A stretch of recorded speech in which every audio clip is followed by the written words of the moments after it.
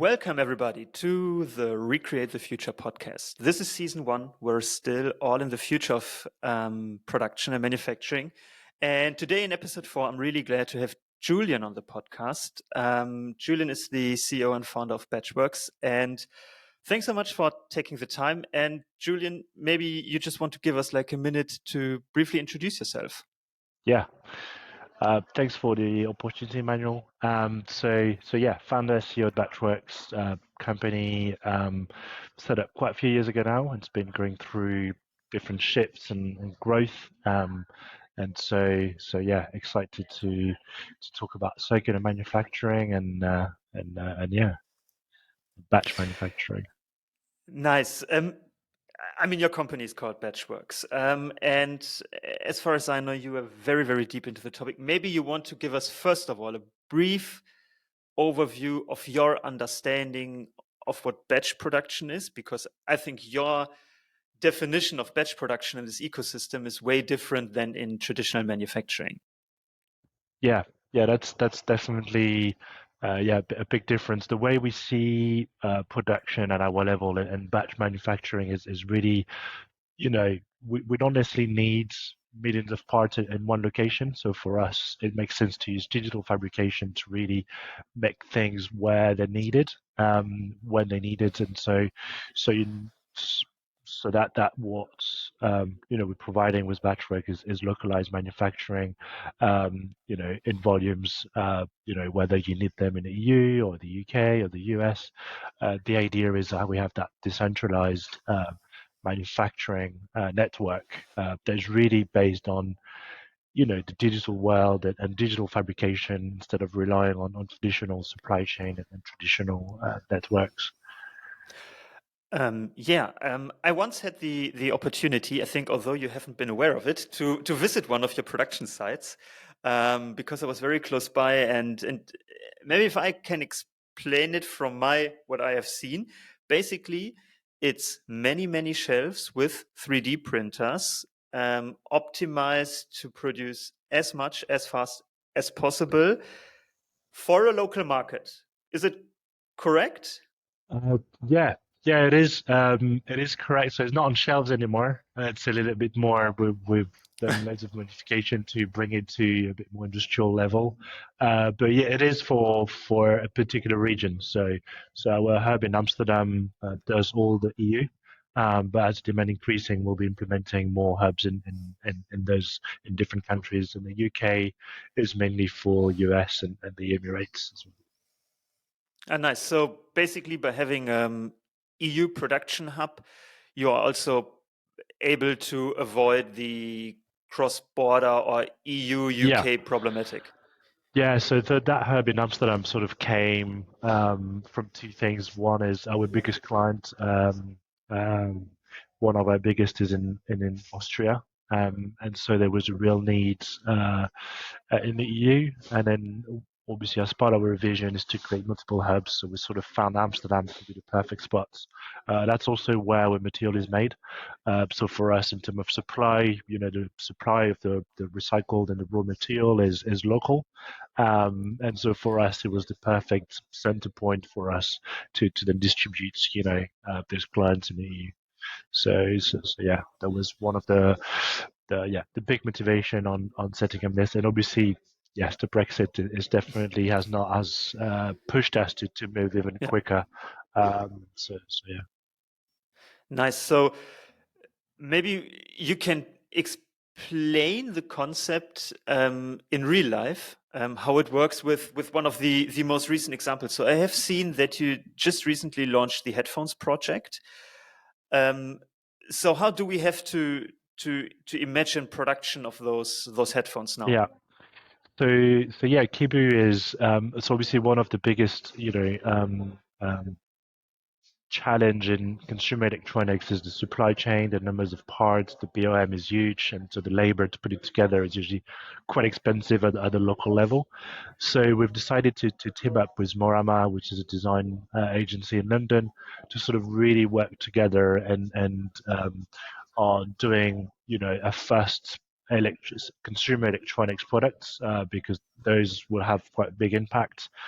So we've decided to choose kids headphones. I think it's a market that's very, um, under it doesn't have any sustainable headphones. There's a couple of them out there, but they don't really, most of it is just crap. You just buy, Yeah. parents buy it, throw it away, loads of waste. And so we use that as a starting point, and hopefully we'll be doing more consumer electronics in the future. But the Kibu headphones, the idea is how can we stream down, the way the headphone is built in numbers of parts. So traditionally, kids' headphones would have, I don't know, 20 plus parts that you have to put together with screws and loads of bits and pieces that are injection molded. And the idea is now it's about 6 pieces, so it's way less. So the idea is then it can be put together partly by our team, but partly by the end consumer as well. And so the idea is to really working on that return scheme and that sort of evolving headphones where they can bring it back, they can exchange the head or the ear cups with different colors with their friends. We're also avoiding the Bluetooth and battery issue Yeah. that would require loads of certification. So we're trying to lower the barriers by starting with this sort of entry-level products, which allow us to move much faster and innovate at this stage. So yeah, it's quite an exciting collaboration, and I think it's a great step towards making more sustainable consumer electronics products. And how is the reduction of parts possible? Is it due to the different production approach because they are additively manufactured? 3D print, yeah, exactly. Yeah. So it's mainly because they 3D print it, and so we're able to get intricate design, have parts that you wouldn't be able to injection mold. And I mean, for us, the investment is really low for best parties. We don't need to create the tooling and go with large volumes. For the foam, earphones, and the electronic boards, we're working with local suppliers as well that does, dissolvable circuit boards or natural foams. So there's some we're really trying to push as much as we can to really reduce, the emission impacts as well as the numbers of parts. So yeah. Nice. So how does a dissolvable circuit board work? This is the engineering team working on this. So in the UK, apparently there is a type of board that is somehow compostable in Oh, some nice. ways. So that's something that's one of the biggest challenge in electronics. So that's the hardest we're Yeah. still facing at the moment, and not, funny enough, not the other beast. I mean, we could go with a standard circuit board. Wanted to challenge ourselves on trying to find a circuit board that was, Yeah. sustainable as possible. But really nice. So if I want to buy one of those, how does the production in your approach now look? So for example, if I'm sitting here Yeah. in Frankfurt and I'm ordering, I guess, online. So the way we work is, so we're developing a software that links all the front end, back end, and sort of digital warehouse. So everything is made on demand. So the way it would work is our software is connected to our hubs. So depending where the order is coming from, then it get directly produced by your nearest hub, essentially. And yeah, and then we get that, fulfilled and shipped to you directly. And we both production side have capability to recycle as well, so we will take returns in both locations. Yeah, and we recycle 100% of our production waste, so all our material can be turned back into headphones essentially. So yeah, that's quite Crazy. I exciting. really want to dig deep on that in a couple of minutes when we talk about the circular part. So how long would it take me to get those earphones? Because we're talking basically about an on-demand production. Yes. So at the moment, the headphones takes about 2 to 3 hours to make, I would say. So we're aiming for, 2 to 5 days max. I think that's what we're aiming for. So yeah, with I think the possibility to go faster. If the demand increases, we can scale production, and I think originally it'd be 2 to 5 days, so we get the quality nailed down and the process nailed down, and moving forward, it can be quicker. Yeah, insane. I mean, 2 to 5 days is basically more or less the same like a regular manufactured product. Yes, yeah, So, 100%. so that's really insane. All right. So, like I told you before, I found this really nice overview. I'm going to put it into the description of the episode because I think it's really helpful about your perspective on circular manufacturing, where you basically have pre-making, making, and remaking as a circle, because normally it's rather linear. We have resources, we manufacture them into something, and then we throw it away. Um, so maybe you can give us a bit of an overview about those 3 different steps, maybe on based on the headphone project, because I really like that. To Yeah, understand maybe first what you think about pre-making, because we had this crazy discussions already about designing a product to be economically manufactured in a 3D printed way. yes, that's the big thing. So the way we qualify circular manufacturing is really those three pillars. So pre-making, making, remaking. And that's sort of where the journey starts with a product. It's through the pre-making. So we have an in-house designer team that are specialist in doing design for additive manufacturing, and especially for FDM. I think people think 3D printing, but actually there are about 10, 20 different or more technologies. And so because we're working with FDM and fairly thick nozzle and thick lines, then there's a really, really specific way to design those objects to reduce the cost, the price of the part, as well as the speed efficiency.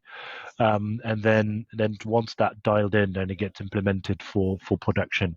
And so the making is really all around operation, speed, capacity, making sure things are made where it's needed, when it's needed, Yeah. with no warehouse cost. The remaking really is the sustainable angle. So that's where we either work with the client stream, or we work with local waste streams, and then we also offer return schemes. So that's our manufacturing responsibility towards everything we make. I think we see so much waste. We want to make sure that everything that we produce is not another piece of crap that'll be in landfill. So we take all responsibilities for everything we make. So we offer return schemes as well as marking on all the products, and that's really reducing the impacts to what net zero. And that's for us is then closing the loop, because you taking circular design principles into the whole sort of circular model. And then because obviously because of the nature of the process, our products are quite monomaterial. Yeah. So it makes them really easy to disassemble or to recycle straight away and trade them back into filament. So we received a significant amount of government funding to really work on those 3 pillars, and especially the technology on the making and piloting the remaking was recycling, and looking at how many cycles we can do this and at what rate.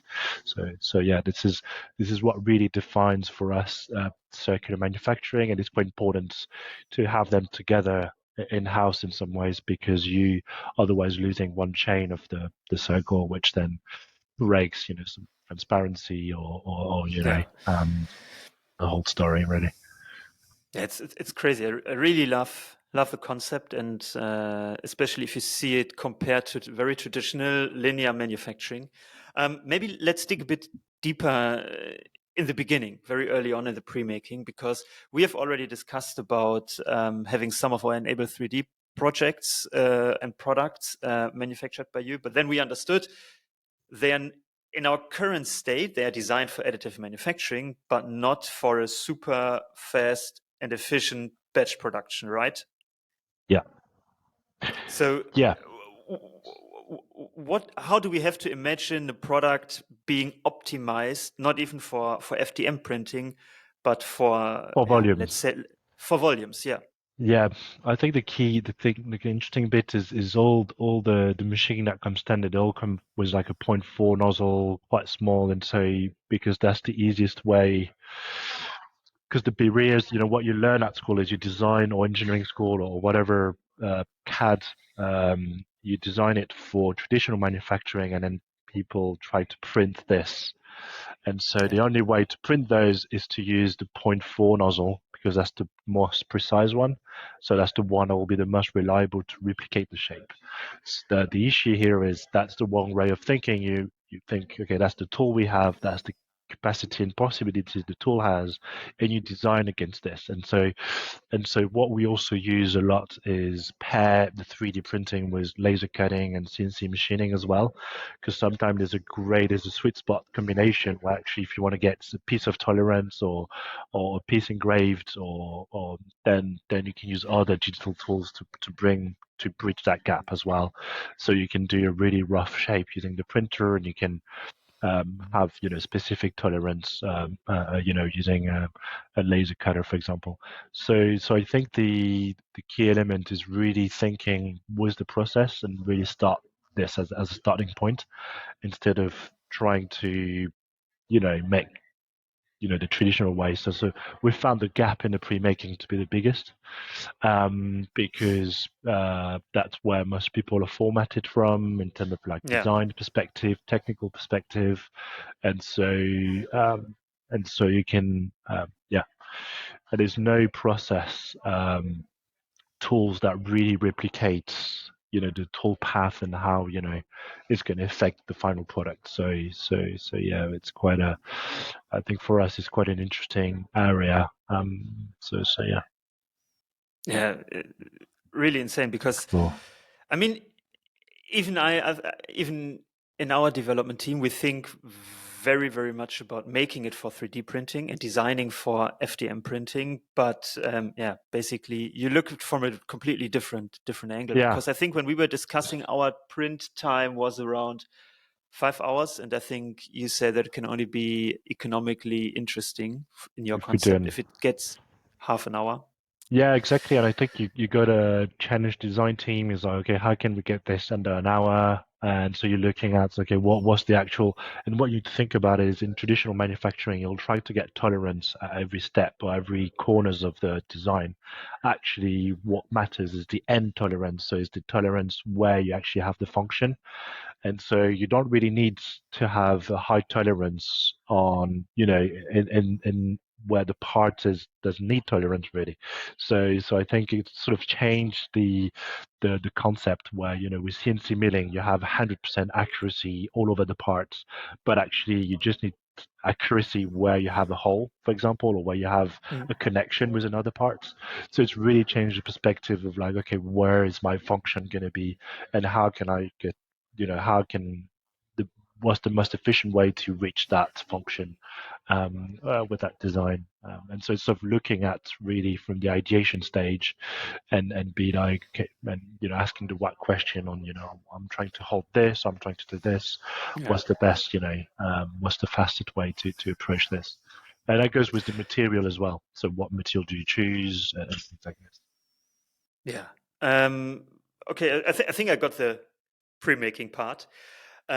Maybe about the making part. I mean, I think he's already said like the biggest benefits. You don't have tooling costs. You do have an on-demand production, which is still, according to my mind, really really fast. If you say about 2 to 5 days within Europe, I mean, I would be happy if I would get every shipment traditionally manufactured within Europe in 2 to 5 days.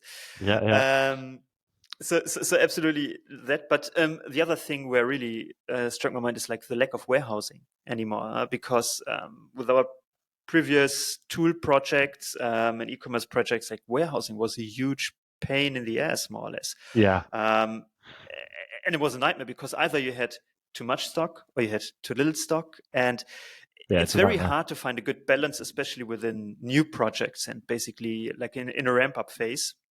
Yeah. So as far as I understand, the warehousing is completely unnecessary in your approach, right?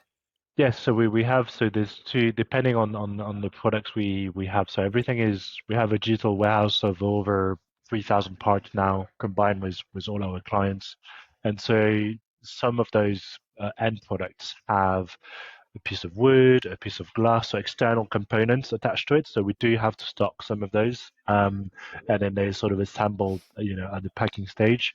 But then that still reduces massively the fact that we can make it on demand, and that's really, and to enable that speed and that efficiency on the making, we're essentially working on our own machinery, fully automated. So that's something we'll be releasing, pre-launching later this year. So we'll be, at the moment we're using custom, so off-the-shelf printers that have been customized, but we now have a full team of engineers working on a batch printer, which will Yeah. massively increase the on-demand approach and speed, and using night shifts and weekend shifts, so we can really ramp up those, and lower the cost at the end of the day.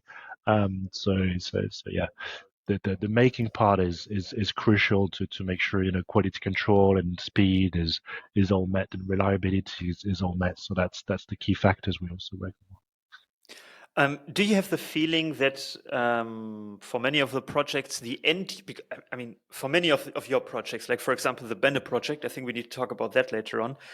Do you think that the final end consumer recognizes even that it's 3D printed? I think, the end consumer reaction is really, really interesting. That's why, we always trying to bring the machine to the end consumer sometimes, so they realize what they have in their heads is made with this. But what we found is especially with the Bene collection, which is quite thick layers and quite, big printing, I would say, it sort of sits between the wood and the metal in some ways. So people don't realize it's plastic, because it's got that rough texture, and so it's almost on the same level as texture as wood in some ways. So when people react, it's like, oh wow, that's interesting. I never touched something like this, and it really moves away from the glossiness of an injection molded parts, which is usually quite thin as well, because we use about 2 to 3 mil extrusion. So I think they do recognize it in some ways, but it depends on in what context they get it. But usually they're they're aware. But sometimes they're not, and then when you tell them, they're like, "Oh wow, that's amazing," and then so suddenly they sort of link everything they heard about 3D printing, which is usually quite high tech, a bit crazy, to that's printed. So yeah. But I think that's Yeah. also quite important, that 3D printing is just going to be part of those everyday things. So you might not recognize that it's 3D printing, and it's fine. I think we're just going to see it more and more, you know, um, around us. Yeah, absolutely.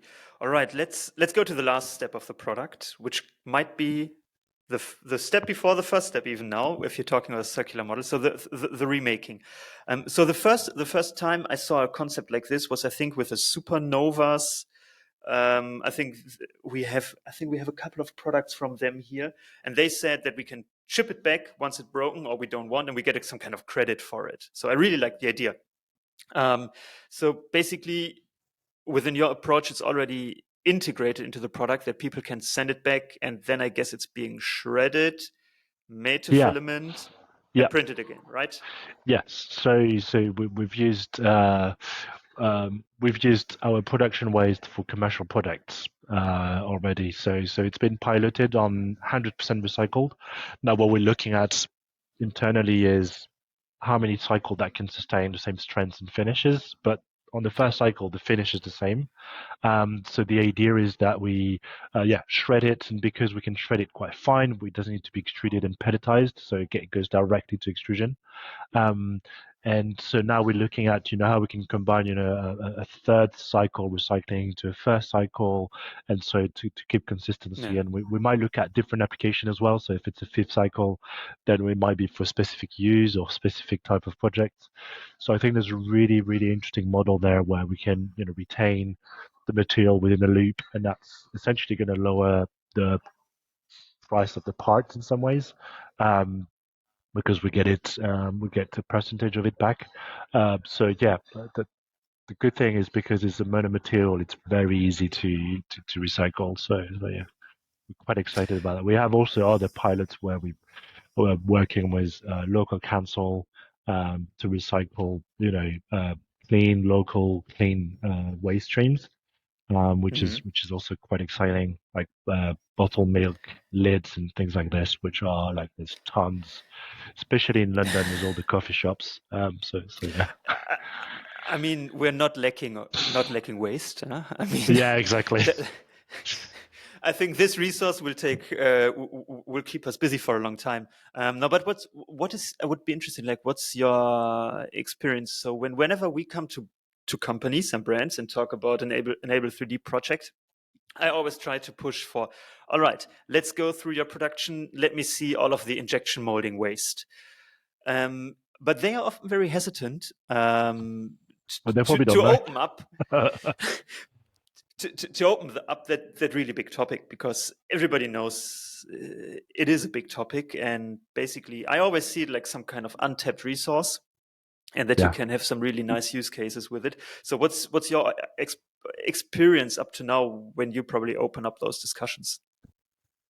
Um, well, usually they don't really open that up for sure. I mean, for them, they invested in the tool, they invested in the stock. So, for them, the factory waste is something that, they're sort of ignoring. I think the key element is I think the brands and corporation are going to have to bring transparency on those and bring carbon footprint, or even in the EU with the product passports.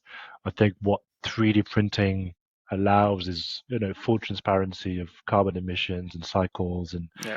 really showing that as a product passport. And I think when it's coming from the traditional manufacturing, you get really hard to get that data because it's the machine itself is either not connected, or it's really hard to keep track of that. But and also they do production sample runs, and so if they get 1,000 pieces, there's probably 1,000 that's been not wasted, but within the production samples and testing and all of that, you don't really know where it's going, and I don't think it's traced because first it's really far, so you don't really know what's going on there, and obviously it's easy to close your eye on it, then or putting it into the manufacturer um, in some ways. So yeah, I think that's changing. I think we've seen large client like Marcus Spencer, for example. They have head of sustainability. They're trying to be quite engaged around this, so they try to really open up those conversations and try to make a change.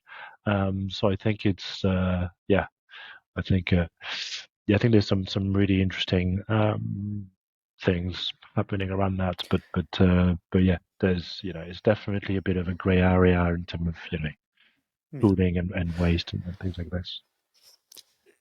Do you currently, like in your discussions with your clients, is reshoring or onshoring of production like a topic? Because I mean, we had those crazy years of 2020, 2021 with like the lockdowns in China. We had this weird Suez Canal ship that was stuck there, and everybody was talking about, okay, we need to reshore and we need to onshore production here back to Europe. 100%. But I don't know how big the topic meanwhile is. Yeah, it's huge. I mean, especially in the UK, I guess, because Yeah. there's the Brexit on top of all of that. So yeah, that's a huge topic. I mean, reshoring is one of the you know one of the biggest manufacturing topic in the UK. That goes with the energy as well. It goes with all those. Yeah, reshoring is huge, and this is one of the reason we put it in some of the government funding to receive sustainable smart factory bids, which is a £2 million project, and it's all about reshoring manufacturing, resource efficiency, energy efficiency, and when I mean resource efficiency, it's human material, all of it. So that's definitely a huge topic, and I think we see companies making the shift just because well, you save time, you go faster to market, you save time on the supply chain, on actually people dealing with the supply chain, and they don't have to, um, they say, oh yeah, that's made in the UK, or in the EU, I don't have to think too much of supply chain. Men on demand, I'm going to order this much, I'm going to get this much, from one Yeah. to thousand. So I think the fact that we just simplify the process and which allow them to go faster to market is a huge benefit, which is at the end of the day is a cost reduction overall on them. So there's the cost reduction of the tooling, obviously, but then all the operation behind it and the supply chain management is usually quite huge. So yeah. Yeah, nice. All right, I think we're getting to the end. Maybe before the last question, I still, I'm looking at different production models very often, and it's for me, I still don't have a really clear and good picture. But I always think of it like a scale from old traditional manufacturing, super centralized, one plant in the world, and you have super crazy supply chains going everywhere to every corner of the world at the end of the day. Then we have on the other side like the enable 3D best case model in our idea, where consumers print themselves, but then of course we understand not everybody will get a printer, and there are more and more models in between. Like, where would you put on that scale local batch production? Yeah, I think that's a good thought. I mean, the fact that it was the big 2010 3D printing hype. Everyone's getting a 3D printer in their kitchen, making stuff. So I think that dream is somehow still living. I think it's okay. People can have a printer and can print things. I think it's great. I think batch manufacturing and where Batch.Works comes in is really on a larger scale, larger corporation, or sort of really going in volumes. So I think so sort of sitting in between where companies want to make a shift from traditional manufacturing to digital fabrication. I think it's that's where the huge step is. Then whether Yeah. you have an extra step where the consumer printed themselves, it's great. I think for us, we will be launching batch systems later this year, which will allow larger corporation and brands to actually have that circular manufacturing in-house as a service. So it will be a sort of in between, where you have a one person who has the printer at home. We definitely still far away. I mean, I think I see the 3D printer at home as another DIY tool you might buy for Yeah. DIY in the house, or it's just an extra machine you may have.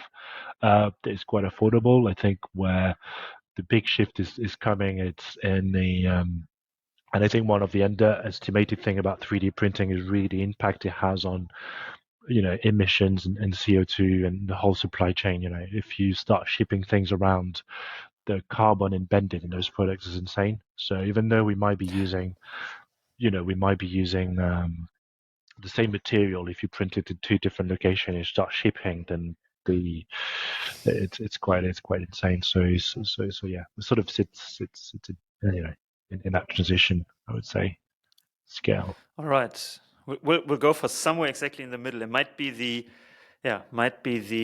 most realistic production model when it comes to 3D printing, because I think as well, not even in 100 years, not everybody will have one in his or her kitchen. All right, Julien, let's come to the last question. So, from all of your insights on your very special production model, what do you think is like one of the developments or trends that most of us completely underestimate Well, as of now? yeah, I think that's good question. I was discussing this with Steve Cox, our advisor. He's quite well known in the 3D printing industry, and he's part of the TCT user group in the UK. And so one of the when I read some of the feedback from that 3D printing group, there was nothing mentioned about how 3D printing can make a change in the sustainability, the net zero targets, and sort of the emission of it. And I think that's really a